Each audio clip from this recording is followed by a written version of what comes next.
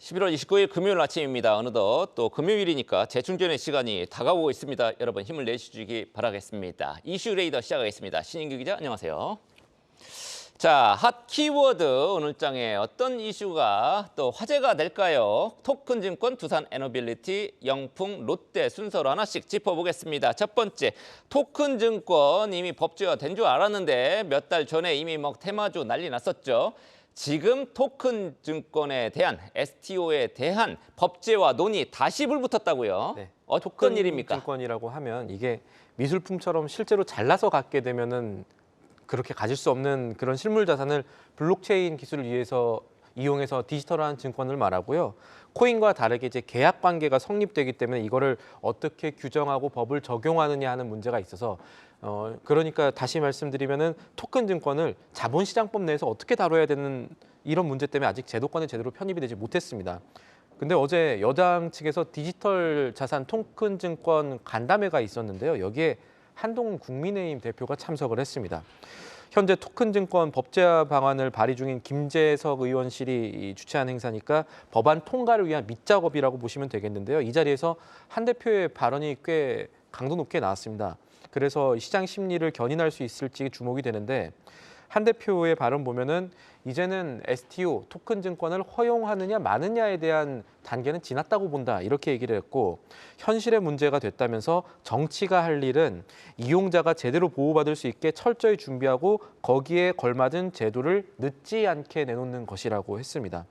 실제로 토큰 증권 법제화 착수한 미국이나 싱가포르, 일본 사례 들기도 했고요. 이번 이슈 이후에 현재 정기국회에 올라 있는 토큰 증권 관련 법제화 방안이 연내 처리될지 여기에 대해 기대 심리가 생길 수 있다라고 볼 수가 있겠습니다. 같은 날에 증권 예탁 결제원도 자료를 하나 냈는데 내년 상반기 중에 토큰 증권 발행 사업자에 대한 테스트 베드를 시행하겠다고 하면서 방향성이 잡히고 있는 모습입니다. 네, 여당에서 지금 힘을 내서 이제 법제화한다고 하는데 이런 얘기 나올 때마다 사실은 저는 조금 걱정이 되긴 합니다. 거대 야당이 반대하면 지금 법 만들 수 있는 게 별로 없으니까요. 야당도 요거에 찬성하고 있는 분위기인가요? 지금 야당보다는 일단 여당 쪽에서 계속 밀고 나가고 있고 지금 여당에 대해서 야당이 아주 좋은 시각을 보이고 있는 것은 아니긴 합니다. 네, 자 이게 몇 달 전에 테마주처럼 주가가 관련 종목이나 업종하고 주가들이 들썩였다 이렇게 말씀을 드렸었는데 네. 어떤 종목들이 있을까요? 이 토큰 증권이 법제화가 되면은 일단 기존 증권사들에 대한 수혜 기대감이 높아질 수가 있습니다. 기본적으로 이 토큰 증권은 코인과 다르게 변종 증권으로 취급이 될 가능성이 높기 때문입니다. 그래서 예탁원의 토큰 증권 테스트 베드 내년 상반기에 시행하겠다고 하고 밝힌 이 테스트 베드에도 미래에셋증권과 하나증권이 사업자로 참여를 하게 됐고요. 그리고 기존의 STO 사업을 하겠다고 밝힌 이 갤럭시아 머니트리나 서울옥션 그리고 갤럭시아 머니트리의 지분 갖고 있는 갤럭시아 SM 같은 곳들이 관련주로 분류되어서 움직임이 있어 왔다는 점도 참고하실 부분입니다. 네, 다음 이슈 보겠습니다. 두산, 요거 갖고 오면은 욕먹을 각오를 조금 해야 되긴 합니다. 두산 에너빌리티에서 어제 잇따라 공시가 나왔습니다. 의결권 대리 행사 권유 공시라는 것들이 많이 나왔고 사실 이제 최근에 주가를 보면 두산 에너빌리티나 두산이라든지 지주회사 그런 쪽의 주가는 계속 좀 올라주고 있는데 두산 에너빌리티에서 떼어낸 두산 박회하고 로보틱스하고 주가는 계속 좀 떨어지고 있었단 말이죠. 아마 이제 요것 때문에 투자자들 간에도 여러 가지 시각차가 많이 있을 텐데 일단 두산 에너빌리티 집중해 보겠습니다. 이 의결권 대리 행사 권유 공시 요게 뭡니까? 다음 달 12일에 두산 에너빌리티가 주주총회를 합니다. 그리고 이 주주총회에서는 두산 밥켓을 분할해서 두산 로보틱스에 넘기는 안을 의견할 것으로 보이는데 어제 공시 보면은 행동주의 펀드 얼라인 파트너스와 소액주주 플랫폼 액트를 가지고 있는 컨두잇이라는 곳이 각각 의결권 대리행사 권유 공시를 냈습니다. 쉽게 말하면 이 두 곳이 다른 주주들에게 우리가 두산마켓의 분할을 막아볼 테니 우리에게 표를 좀 달라, 힘을 실어달라라고 이야기를 한 겁니다.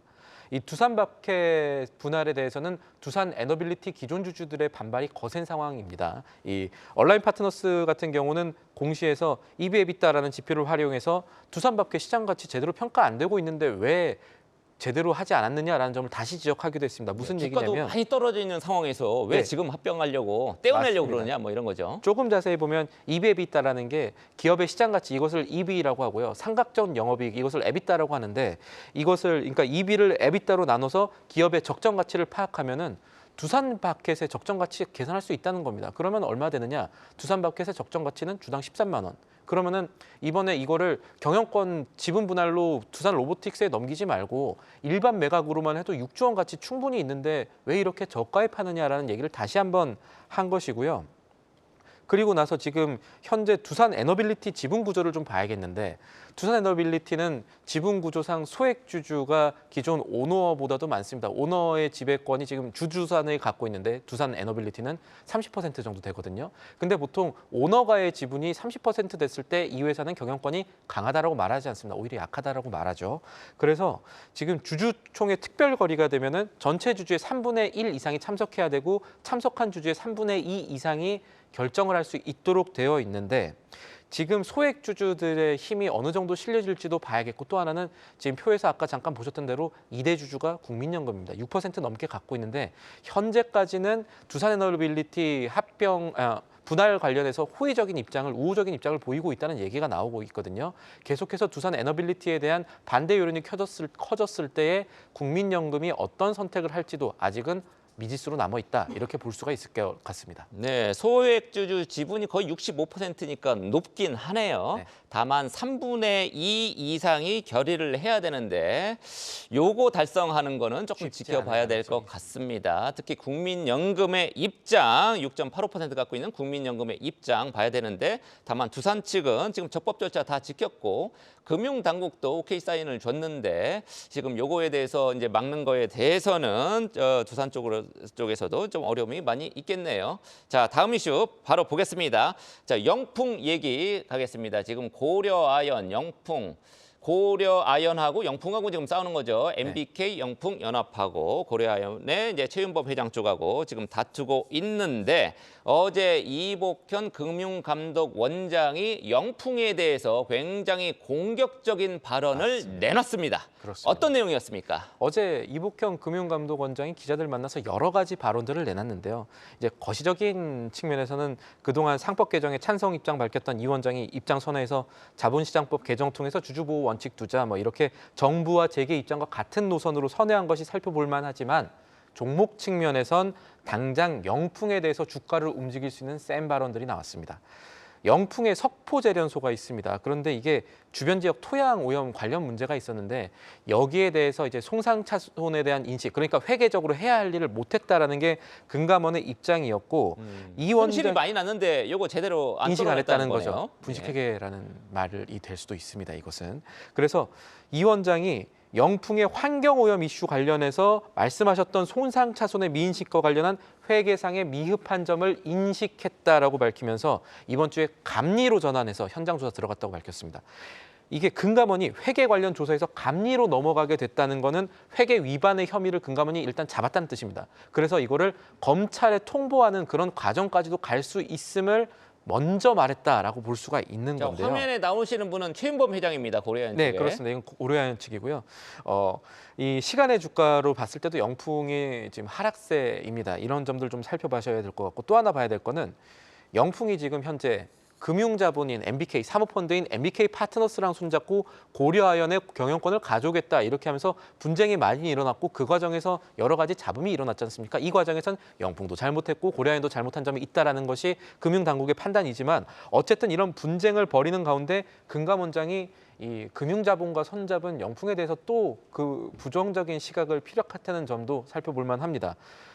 MBK 파트너스가 고려아연의 경영권 확보하려는 건에 대해서 이 원장이 금산분리 관련 화두다라고 얘기를 했습니다. 산업자본이 금융자본을 갖게 되면서 부작용이 많았었는데, 이제는 보니까 금융자본이 산업자본을 가지게 됐을 때 우리가 어떤 고민을 해야 되는지, 이런 것들을 좀 많이 해야 되지 않을까 생각한다는 점도 영풍의 투자 측면에서는 살펴볼 만한 부분이 되겠습니다. 부정적으로 봐야겠죠. 네, 최윤범 회장의 고려아연 유상증자 때문에 사실 소액주주들이 편들어주기 어려운 상황이어서 금융당국 이복현 원장이 중립을 지키는 줄 알았는데 갑자기 이제 MBK 쪽에 조금 약간 이제 적대적인 그런 약간 자세를 취하는 것으로 시장에서는 받아들일 만하네요. 요게 오늘 고려아연 어제 12% 급등했습니다. 영풍도 3% 넘게 뛰었는데 오늘 주가에 어떻게 영향을 끼칠지 같이 한번 살펴보겠습니다. 마지막 이슈 롯데입니다. 어제도 가져오고 오늘 또 가져왔습니다. 어제는 롯데 월드타워를 담보로 급하게 케미칼 화학이 어려우니까 급하게 담보 제공한다. 요 이슈였는데 오늘 롯데가 그룹 차원에서 센 자구책들 줄줄이 내놨다면서요. 오늘 아마 시장의 평가를 받게 될 건데 정확하게는 어제 오후에 이 기업 설명회를 했었습니다. 롯데그룹의 IR이 있었었는데 이 과정에서 저희가 미리 말씀드렸던 롯데 월드타워의 담보 제공 문제를 비롯해서 여러 가지 우리가 재무구조 개선을 해보겠다라는 내용들이 오늘 시장에 알려질 겁니다. 주요 내용부터 좀 살펴보면요. 롯데 호텔 같은 경우는 일단 해외 부실한 면세점 철수하겠다. 일부 12개 정도 지금 나와 있는데 이거 철수를 하겠다고 하고 월드타워 안에 있는 호텔의 영업 명령도 좀 줄여보겠다는 겁니다. 사업의 크기를 줄여보겠다는 거죠. 그리고 가장 문제가 많았던 화학 부분. 롯데케미컬 관련해서는 여수대상 공장에 지금 원가 절감 프로젝트가 진행 중이다라는 점을 얘기를 하면서 기초 화학의 비중을 안 그래도 지금 중국에 밀리는 대세는 어쩔 수 없으니까 기존의 50%에서 이 비중을 30%까지 줄여보겠다라고 얘기를 하고 잘하는 거네요, 저거는. 그리고 나서 롯데월드타워 담보 설정하겠다는 얘기는 다시 했습니다. 그리고 또 하나 이 부동산 PF 때도 이 회사 괜찮냐라고 얘기 나왔던 롯데건설에 대해서도 계속 지금 차입금을 줄이고 현금성 자산을 확보하겠다라는 얘기들도 했고요.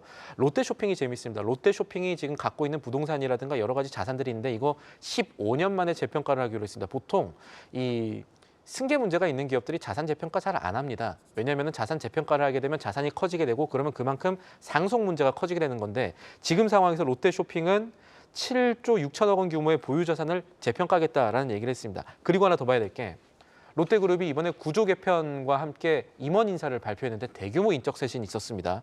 화학군 같은 경우는 롯데케미칼 쪽이니까요. 대표 13명 가운데 10명을 교체하는 초강수를 뒀거든요. 그런데 이것과 함께 신동빈 회장의 장남 이 신유열 전무가 부사장으로 승진해서 그룹의 신사업 글로벌 하겠다라고 얘기를 했는데 투자 측면에선 그룹이 어려울 때 롯데가 대규모 쇄신과 함께 오너 경영을 전면에 부각시키는 이런 인사를 내놨다는 점을 살펴볼 부분입니다. 업계에서는 이번 쇄신을 통해서 롯데가 위기를 넘을 수 있는 수준이라고 보기 때문에 이런 인사가 이루어졌다라고 보는 시각도 있습니다. 네, 롯데가 과감한 선제적인 대대적인 지금 구조조정 계획을 내놨습니다. 시장에서 긍정적으로 반응할지 오늘 지켜보겠습니다. 지금까지 신인규 기자였습니다. 계속해서 다양한 경제 이슈를 알고 싶다면 구독과 좋아요, 알림 설정 부탁드립니다. AI 캐스터 권미정이었습니다.